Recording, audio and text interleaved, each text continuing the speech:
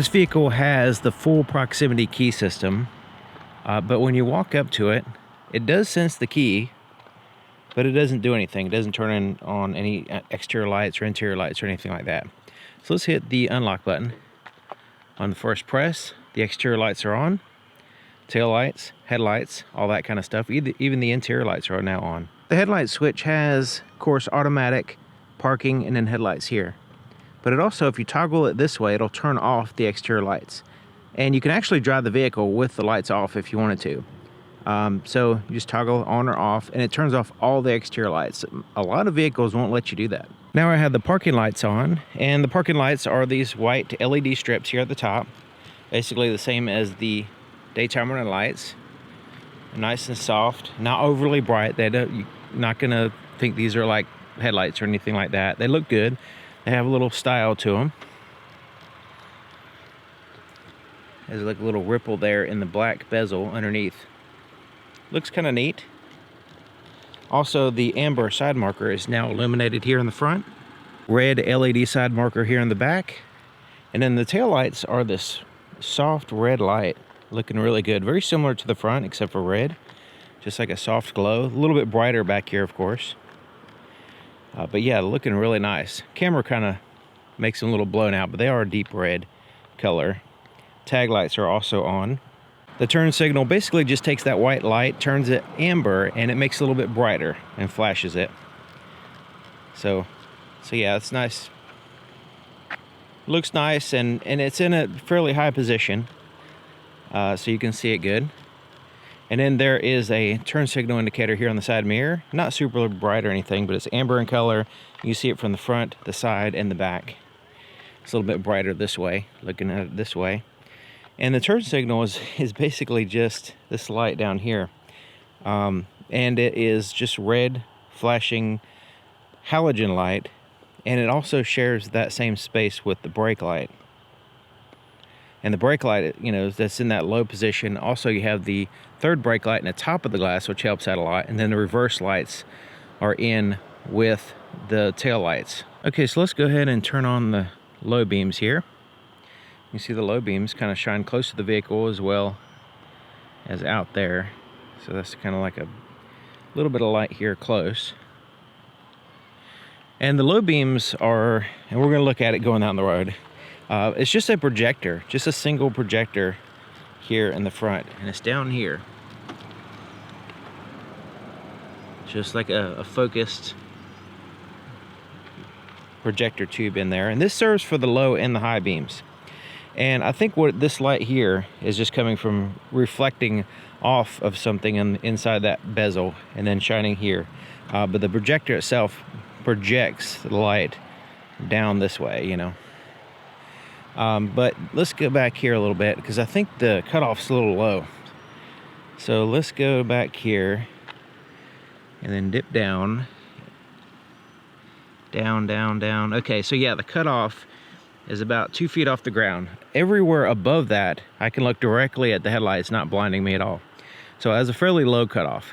Okay, so let's go to the high beams. There's a low, there's high. And once again, basically it's just the same projector. So you won't really be able to tell just by looking at it here. But it's just basically that same projector housing for the low and the high beams. But now I'm looking at the headlights and they're a little bit bright. So the cutoff is now in my face because we had the high beams on, but they look good. And we'll see, looking at them go down the road, how they perform on a dark road. The cargo light is just basically this single light here on the left side. Not super bright, and also, since it's only one place, it's casting shadows everywhere. So I have my case here.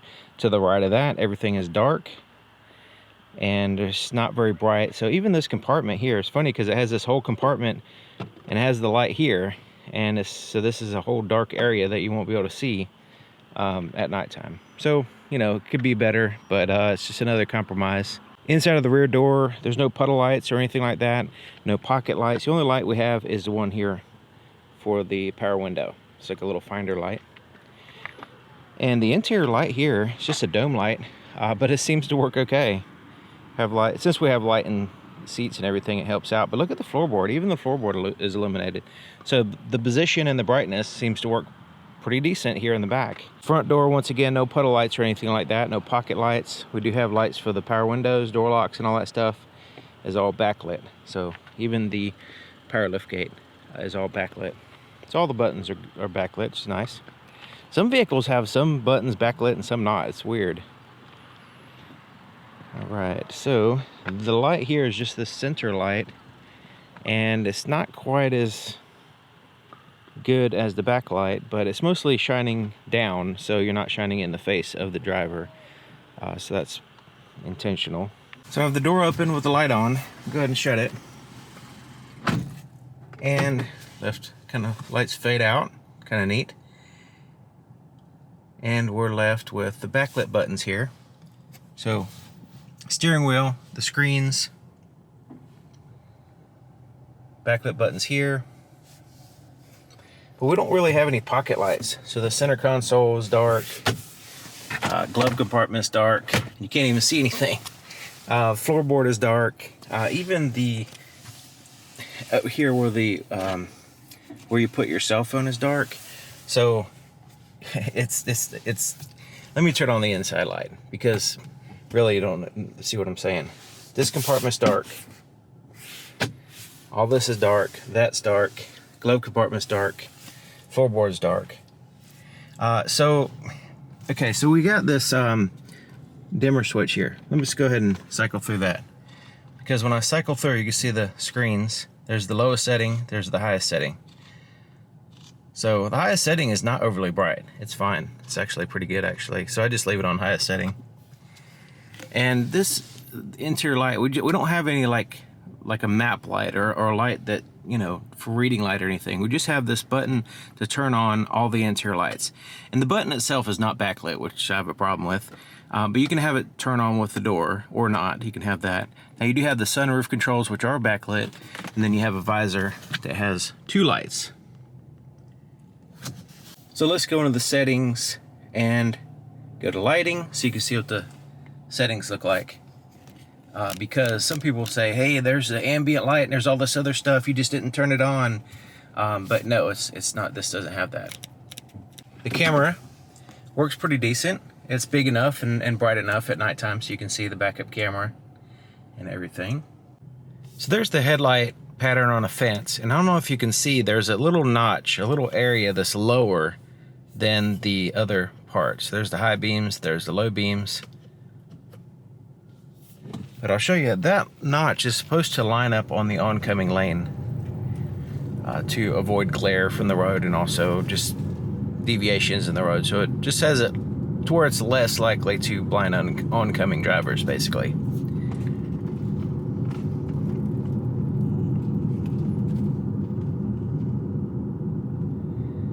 I think you can see a little bit better against these trees right here.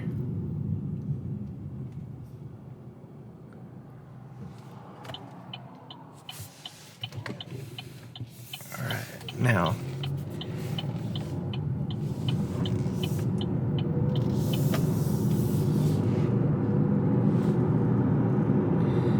as we go down this little hill, you should be able to see that. Make sure that that's lined up properly.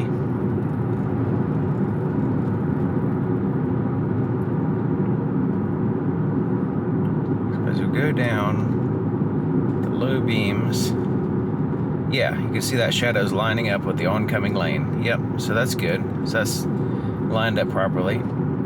And it's interesting because the low beams seem to be, at least at a close distance from the vehicle, a little low, like 2 feet off the ground. Seems a little low. But looking at it now, the pattern looks good. Just visually, it looks like the cutoff is not overly low. It's actually right where it needs to be.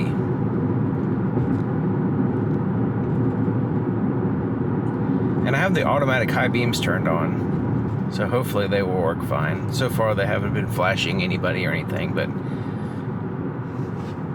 we'll see how they do. Some vehicles are overly cautious and they stay at low beam even when you really need some light.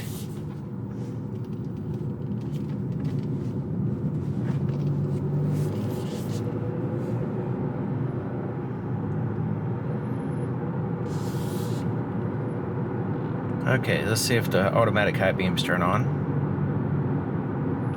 There we go, it's turned on. And remember, we only have 2 projectors. So considering we only have 2 projectors, this is pretty bright, actually. Because typically with high beams that have an additional light, it works out a little bit better than having just a single light and it's just refocused. But it seems to me like it's possible that there is an additional light turning on within the same projector, because we still have that pattern. We just have this light that's shining and doing a pretty decent job of filling in front of the vehicle, higher position, and mostly in the very center. So you can still see the cutoff on the side, so it seems like it's an additional light within that same projector that's just giving us that light down the road, and so it's an additional light, so it's brighter. Yeah, and I can see those trees in the distance. I can see the road. It's a little patchy on the road. It's not like perfectly even or anything, considering we only have 2 light sources and they're trying to overlap.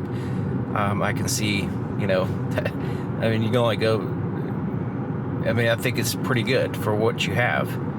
And the brightness is good. Now that really makes up for it, because some vehicles, they only have these projector type systems, the brightness is too low, even though the pattern is great.